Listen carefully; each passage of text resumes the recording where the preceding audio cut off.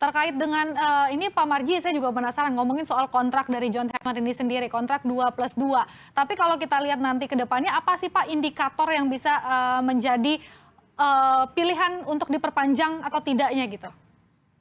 Jadi gini, memang kalau kita berbicara kaitannya dengan soal durasi kontrak, ini kan memang sudah kita pikirkan. Artinya dengan 2+2 itu kita tahu bahwa untuk membangun, ya sekali lagi untuk membangun timnas itu memang tidak bisa seperti kita menanak nasi gitu ya. Dengan hitungan waktu cuma setahun itu harus bisa berprestasi, itu nonsen.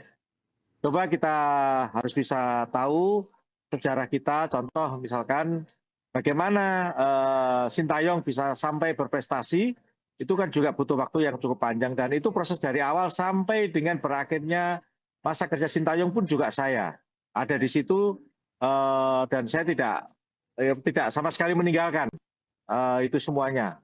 Artinya memang proses itu butuh tahapan dan tahapan itu tentu kan juga harus bisa dibutuhkan trust, kepercayaan dari semua orang gitu yang percaya terhadap prestasi itu.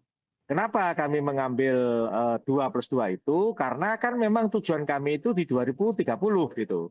Bukan di 2027, 2028 tidak. Tetapi di 2030 ketika kita bisa lolos ke kualifikasi Piala Dunia gitu. Sehingga dengan durasi yang cukup tadi, ya kita harus bisa memberikan kepercayaan penuh. Tahapan itu tetap harus dilalui, ya, walaupun saya tahu kalau banyak kita diprotes, saya diprotes, atau siapapun yang berbicara proses-proses itu diprotes. Ya enggak apa-apa, memang itu faktanya gitu. Nggak bisa kita langsung berkeinginan begitu kontrak langsung 1 tahun harus prestasi. Ini timnas. Ya, mungkin kalau klub berbeda ya, tapi kalau timnas saya kira kita harus betul-betul berpikirnya panjang dan memang kita membutuhkan waktu yang lebih untuk prestasi. Tetapi kaitannya dengan KPI ya itu tentu kami punya target-target gitu ya.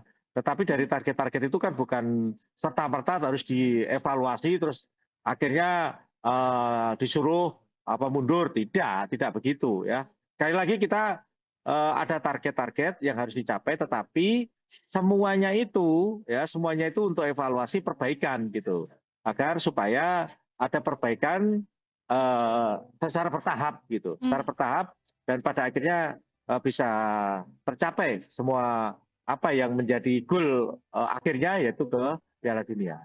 Berarti targetnya Herdman ini sendiri Piala Dunia 2030 Pak Marji? Ya kita semuanya kan targetkan itu. Oke. Targetnya kita itu.